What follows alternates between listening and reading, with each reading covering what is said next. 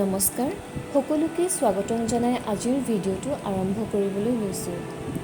কেতিয়াবা আপুনি ভাবেনে যি ঠাইত আপুনি এতিয়া আছে তাত কেইবা হাজাৰ বছৰ আগত কি আছিল? আজিৰ পৰা 100 মিলিয়ন মান বছৰ আগত যেতিয়া সমগ্ৰ বিশ্বত বিশালকায় ডাইনছৰে ৰাজত্ব কৰি আছিল, হয়তো আপুনি থকা ঠাইত কোনোবা এটা ডাইনছৰৰ পৰিয়ালে বাস কৰি আছিল। আজিৰ পৰা প্ৰায় 4.5 বিলিয়ন বছৰ আগত সমগ্ৰ পৃথিৱী উত্তপ্ত লাভাৰ সাগৰেৰে ঢাক খাই আছিল। সময়ৰ লগে লগে পৃথিৱী ঠাণ্ডা হৈ আহিছিল আৰু বৰ্তমান আমি দেখি থকা অৱয়ৱবোৰৰ সৃষ্টি হ'বলৈ আৰম্ভ হৈছিল। কেনেকৈনো আমাৰ পৃথিৱীখনৰ সৃষ্টি হৈছিল আৰু এটা উত্তপ্ত লাভাৰ গোলাকাৰ পিণ্ডৰ পৰা আমাৰ এই পৃথিৱীখনৰ সৃষ্টি হৈছিল, আজিৰ ভিডিঅ'টোত আমি তাকেই আলোচনা কৰিম। পৃথিৱীৰ সৃষ্টিৰ সম্পৰ্কে বিভিন্ন সময়ত বহুতো ফিলচফাৰ আৰু বৈজ্ঞানিকে নানান মত আগবঢ়াইছে। তাৰ ভিতৰত প্ৰথমটো গ্ৰহণযোগ্য মত হৈছে নেবুলাৰ হাইপথেচিছ। 1755 চনত এজন জাৰ্মান ফিলচফাৰ ইমানুৱেল কাণ্টে এই তত্ত্বটো আগবঢ়াইছিল। আচলতে পৃথিৱীৰ বা সৌৰজগতৰ সৃষ্টি আজিৰ পৰা বহুত বিলিয়ন ইয়াৰ্ছ আগতে হোৱা। সেয়ে বৈজ্ঞানিকসকলে বা ফিলচফাৰসকলে অনুমানহে কৰিছিল যে হয়তো এনেকুৱাই হৈছিল, আৰু তাৰ ভিতৰত যিবোৰ তত্ত্বৰ পৰা আমি পৃথিৱী আৰু সৌৰজগতৰ সৃষ্টিৰ ওপৰত উঠা প্ৰশ্নৰ উত্তৰবোৰ বিচাৰি পাওঁ, সেইবোৰ তত্ত্বকেই গ্ৰহণ কৰা হৈছিল। 1796 চনত লাপ্লেছ নামৰ এজন মেথমেটিচিয়ানে কাণ্টৰ তত্ত্বৰ ওপৰত অলপ শুধৰণি কৰি নতুনকৈ নেবুলাৰ হাইপথেচিছটো আগবঢ়াইছিল। ইয়াক লাপ্লেছ নেবুলাৰ হাইপথেচিছ বুলিও কোৱা হয়। এই তত্ত্বটোৰ বিষয়ে আমি আলোচনা কৰাৰ আগত পৃথিৱীৰ সৃষ্টিৰ ওপৰত আৰু কি কি তত্ত্ব আছে সেয়া চাই লওঁ। 1905 চনত চেম্বাৰলেইন আৰু মল্টন নামৰ দুজন বৈজ্ঞানিকে এটা নতুন তত্ত্ব প্লেনেটেজিমেল হাইপথেচিছ আগবঢ়াইছিল।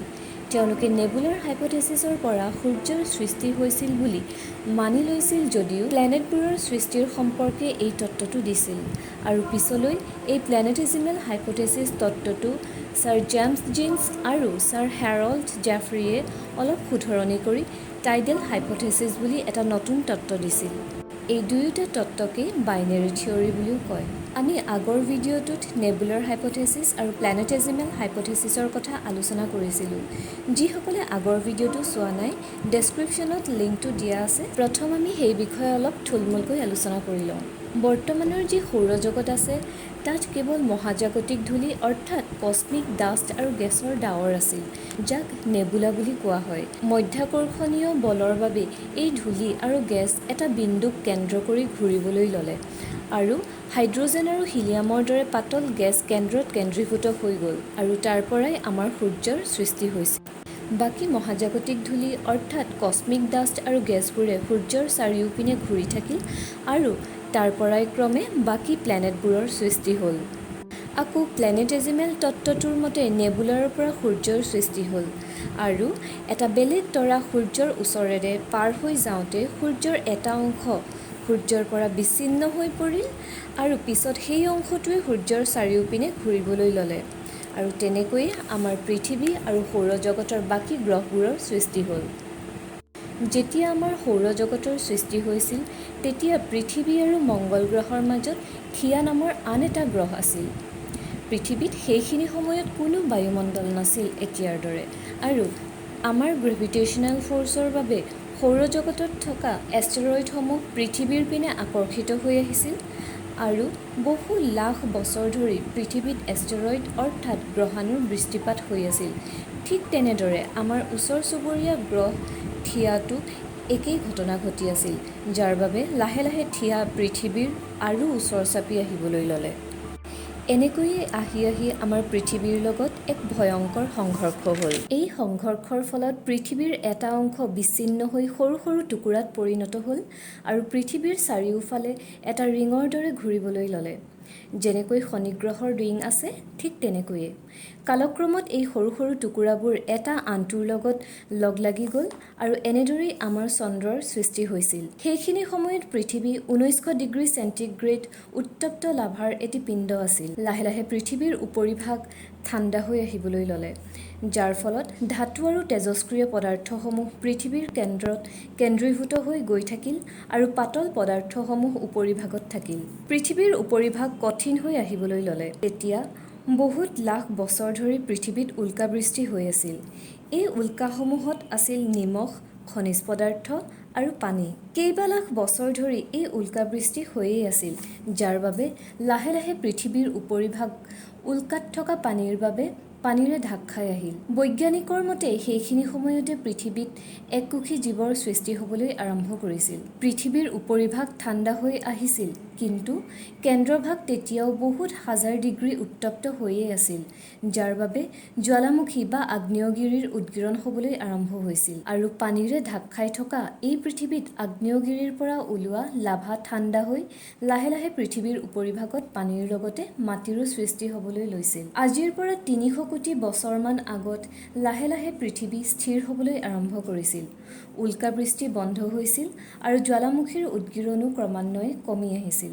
লাহে লাহে সময় পাৰ হৈ গ'ল আৰু ২৫০ কোটি বছৰমান আগত পৃথিৱীত এনেকুৱা কিছুমান সূক্ষ্ম জীৱৰ সৃষ্টি হৈছিল যিয়ে পানীত থকা খনিজ লৱণ আৰু সূৰ্যৰ ৰশ্মিৰ ওপৰত নিৰ্ভৰ কৰি জীয়াই আছিল। সেই প্ৰাণীসমূহে অক্সিজেনৰ সৃষ্টি কৰিছিল।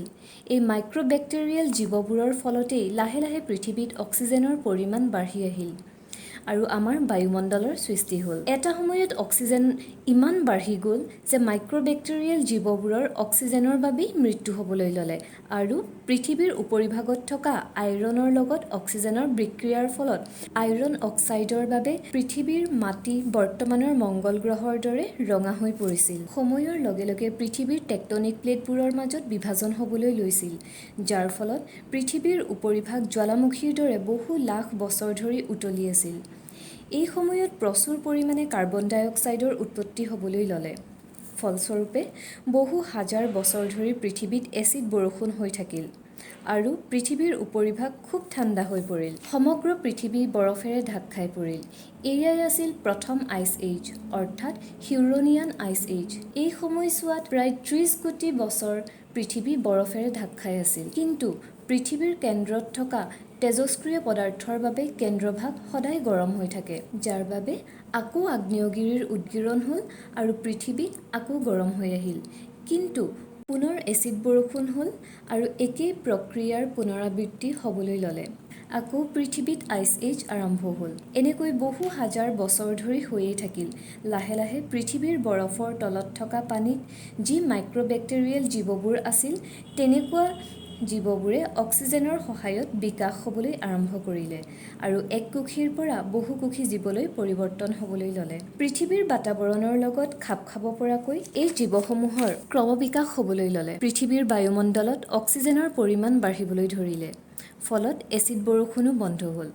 বায়ুমণ্ডলৰ উপৰিভাগত অক্সিজেনৰ বাবেই অজন লেয়াৰৰ সৃষ্টি হ'ল।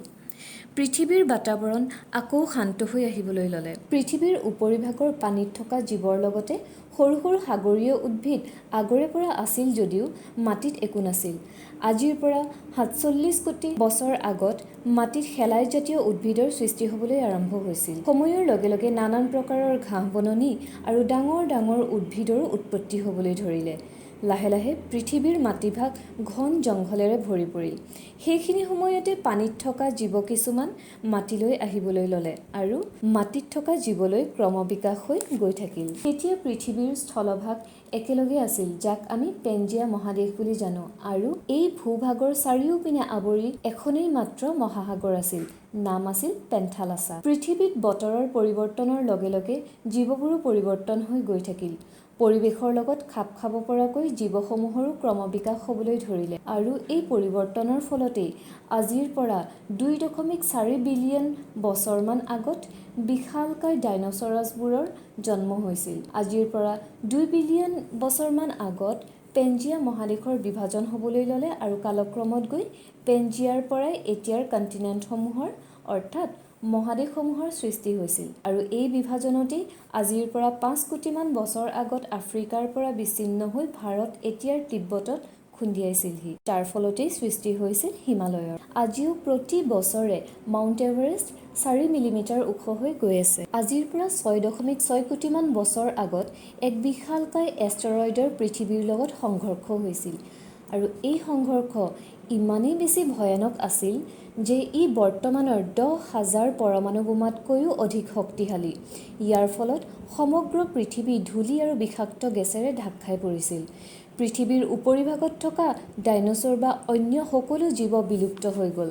সাগৰৰ গভীৰতাত থকা বা মাটিৰ ভিতৰত থকা জীৱৰ বাদে সকলো জীৱৰ বিলুপ্তি ঘটিল। পৃথিৱীৰ বায়ুমণ্ডল ডাঠ গেছেৰে ঢাক খাই পৰিল। সূৰ্যৰ ৰশ্মি ভূপৃষ্ঠত নপৰাৰ ফলত পৃথিৱী পুনৰ ঠাণ্ডা হৈ পৰিল আৰু আকৌ আইচ এজৰ আৰম্ভ হ'ল। এইবাৰ বহুত লাখ বছৰ ধৰি নাথাকিল। কেইবা হাজাৰ বছৰ পিছত পৃথিৱীৰ বৰফ গলিবলৈ আৰম্ভ হ'ল। প্ৰথমে আফ্ৰিকাৰ উপৰিভাগৰ বৰফ গলিবলৈ ল'লে আৰু পুনৰাই পৃথিৱী সেউজীয়া হৈ আহিল। মাটিৰ তলত থকা জীৱবোৰৰ পৰা ক্ৰমবিকাশ হৈ বান্দৰৰ দৰে জীৱৰ সৃষ্টি হ'ল আৰু তাৰ পৰা গৈ গৈ মানুহৰ সৃষ্টি হ'ল। এনেদৰে পৃথিৱীৰ সৃষ্টিৰ পৰা আজিৰ এই অৱস্থাটো পাবলৈ প্ৰায় 450 কোটি বছৰ লাগিছিল। আমাৰ এই সুন্দৰ পৃথিৱীখনৰ সৃষ্টি হ'বলৈ 450 কোটি বছৰ লাগিছিল। কিন্তু আমি মানৱ জাতিয়ে কি কৰিছোঁ? ক্ৰমান্বয়ে পৃথিৱীক আকৌ ধ্বংসৰ পথলৈ লৈ গৈ আছোঁ। আজিৰ পৃথিৱীৰ মাটি, পানী, বায়ু সকলোৱে প্ৰদূষিত। আমি যদিহে এই ক্ষেত্ৰত সজাগ নহওঁ, তেন্তে এই সুন্দৰ পৃথিৱীখন এদিন নোহোৱা হৈ যাব। গতিকে আমি প্ৰত্যেকজন ব্যক্তিয়েই এই ক্ষেত্ৰত সজাগ হোৱা উচিত। আজিলৈ ইমানখিনিয়ে আছিল। আকৌ লগ পাম এটি নতুন বিষয়ৰ ভিডিঅ'ৰ সৈতে। ধন্যবাদ।